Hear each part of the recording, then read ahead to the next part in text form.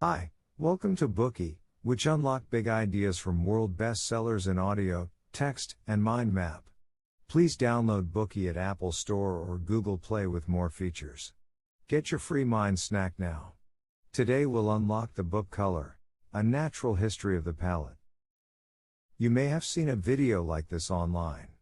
People who were born colorblind received a surprise gift, a pair of glasses that correct colorblindness. The moment they put on the glasses, they immediately burst into tears. They never imagined that the world which had always seemed monotone was actually so colorful. Their reaction reflects the most primitive human emotion. Humans' admiration for colors can be traced back to the mysterious cave paintings done by our ancestors who lived in ancient times. Throughout human history, people have racked their brains for how to extract various colors from flowers, ores, and even corpses.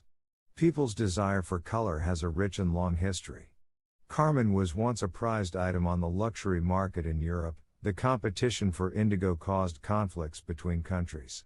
It is difficult to imagine that the British Empire, on which the sun never sets, was once shaken by mere pigments.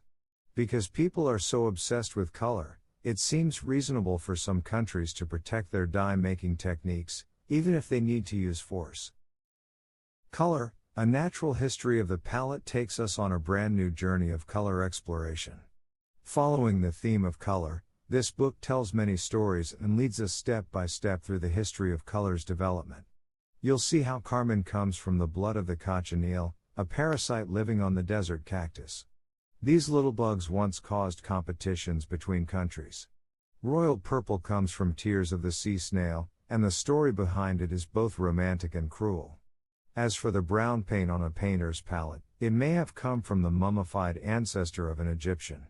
Just like this book gives us a whole new understanding of color through interesting stories.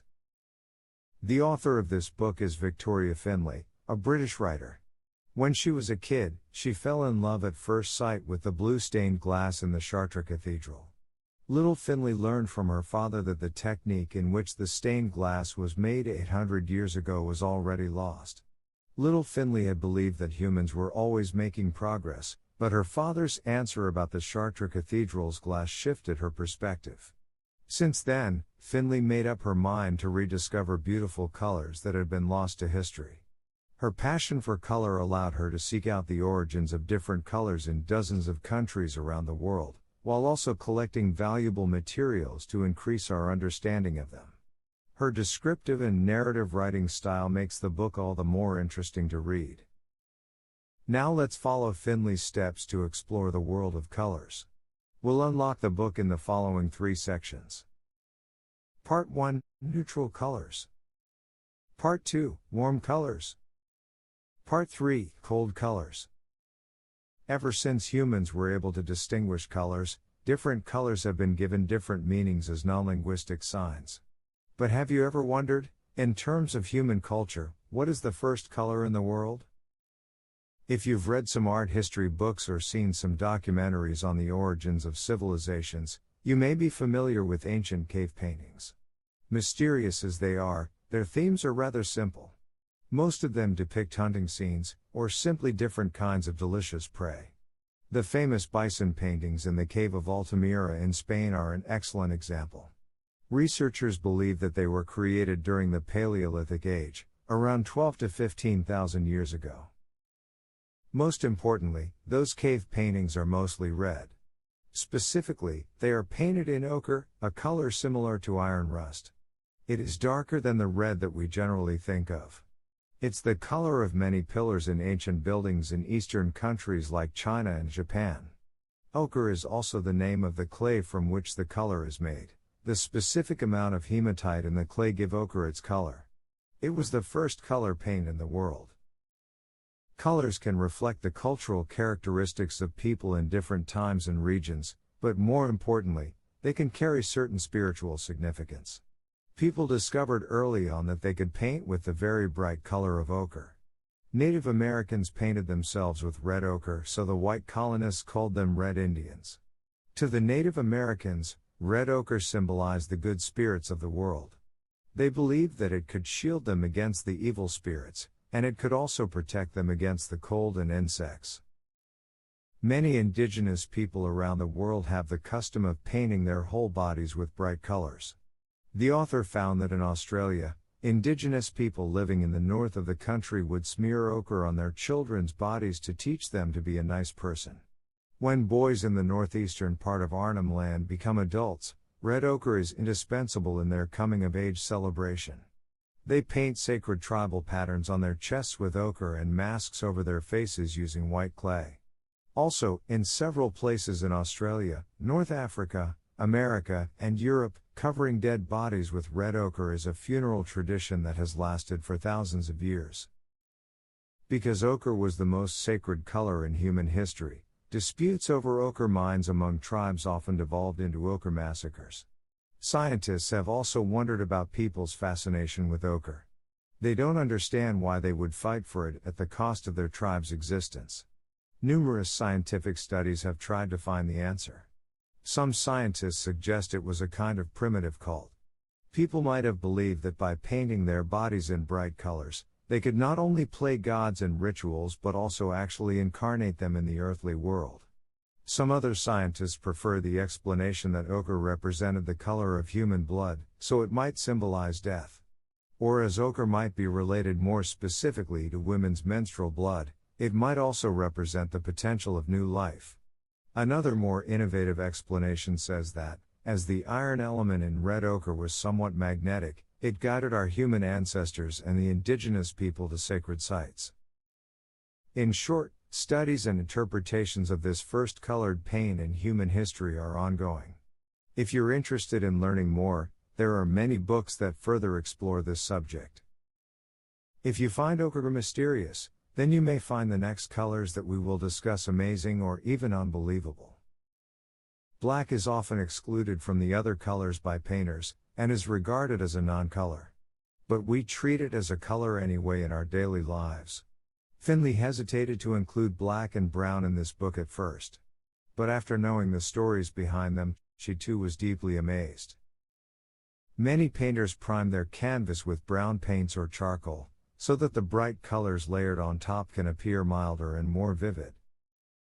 In another example, ancient Chinese literati spent quite some time preparing their ink by grinding an ink stick against an inkstone with a small quantity of water. Literati and scholars in ancient China all preferred to use black for their calligraphy and paintings. Black was regarded as a symbol of their social status. In ancient China, only commercial painters used bright colors when painting. They were lower-class people hired by the ruling class. So, black is indispensable and even a status symbol in ancient China. The most widespread source of black is charcoal, of which willow charcoal is considered to be the highest quality. Leonardo da Vinci used willow charcoal for his drawings. In fact, willow was most often woven into containers. In the mid-1950s, there was a British businessman called Percy Coate who was in the wicker business. However, sometime between the two world wars, wicker baskets made of willow were replaced by those made of plastic, so his company P.H. Coate was facing bankruptcy. Just as he was at his wit's end, he saw a piece of burnt willow falling out of the fireplace. He picked it up and scribbled with it. A new business idea was born. Afterward, he did lots of experiments and found a way to make the charcoal adequately black. His company then started to manufacture charcoal for drawing. Nowadays, almost every classroom in Britain has a box of P.H. Coate's charcoal. There are many other stories about the use of the color black. For example, painters in the ancient Middle East applied black around the contours of their characters' eyes the same way people apply eyeshadow today. However, the material they used for the eyeshadow was an alchemical metal called antimony. The Europeans saw eyeshadow as simple decoration. But in Asia, it could serve as a spiritual protection or health cure.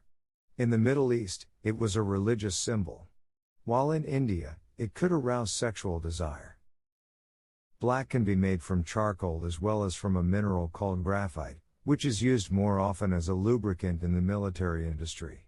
Graphite mines used to be heavily guarded, because the huge profits brought in by the graphite business determined the destiny of the nation. In the 17th and 18th centuries, The graphite business generated a lot of revenue for Britain, giving it a substantial edge on national defense. The operation of graphite mines was classified similar to military bases. Each worker in the graphite mine must be stripped naked and inspected after each shift. Any oversight might cause exposure of the graphite secrets, which would put the whole nation in danger. Black paint can also be made from vine twigs or ivory.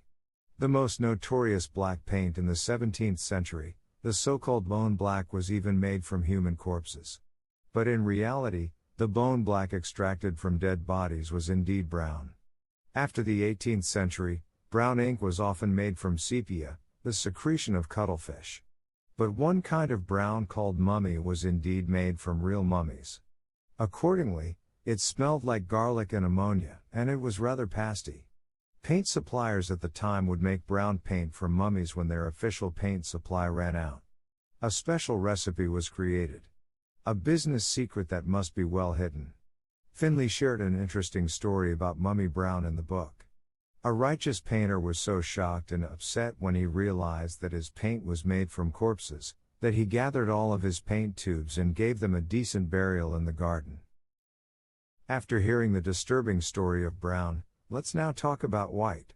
What images does white bring to mind? Some say purity and cleanness. Some say beauty and nobility. These are all true.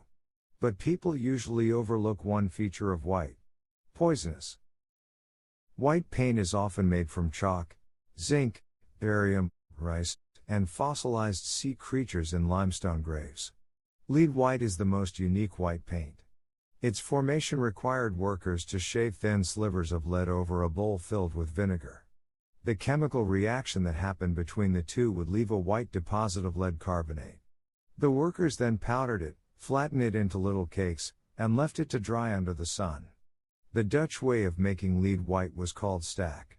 Clay pots of lead and vinegar were lined up. Then buckets full of fresh manure would be heaped around each pot to produce the heat needed for the generation of lead carbonate. The entire process required 3 months of stagnant heat, gurgling excrement, sour wine, poisonous metal, and foul stench. Finally, the purest and cleanest white flakes or scales were born on the metal. Lead white was not only used for painting. It was unfortunately also used for makeup, attracting women who wanted to look more beautiful. In the 1870s, a lady wearing the Bloom of Youth foundation appeared in fashion magazines. While many men wondered who this lovely lady was, she was putting her health at risk for beauty. Since lead white is poisonous, after prolonged exposure to it, people would feel tired, nauseous, and develop a series of behavioral disorders accompanied by kidney failure. The book also tells the story of a woman who died from lead poisoning due to frequent daily use. Sadly, a pale and gaunt face was regarded as attractive during the Victorian age. After hearing these exciting stories, you may find yourself more interested in the world of colors. Let's review what we've covered in the first part. We first talked about ochre, the first color paint ever used and the most symbolic color on Earth. Then we talked about how black and brown were previously used as a base for oil paintings. One important source of black is charcoal, and the modern charcoal used for drawing was developed from it. Graphite is another key source of black, but because graphite could also be used in the military industry, it is a crucial national resource. Similar to black, brown was widely used for painting, so people developed various techniques of making it. The most offensive source of brown was dead human bodies. There were even special recipes for creating the mummy paint. White paint was most often lead white, which is produced by mixing lead, vinegar, and manure. Lead white was used by women for makeup, even though it also took a heavy toll on their health. Today we are just sharing limited content. To unlock more key insights of world-class bestseller, please download our app. Just search for BOOKEY at Apple Store or Google Play. Get your free mind snack now.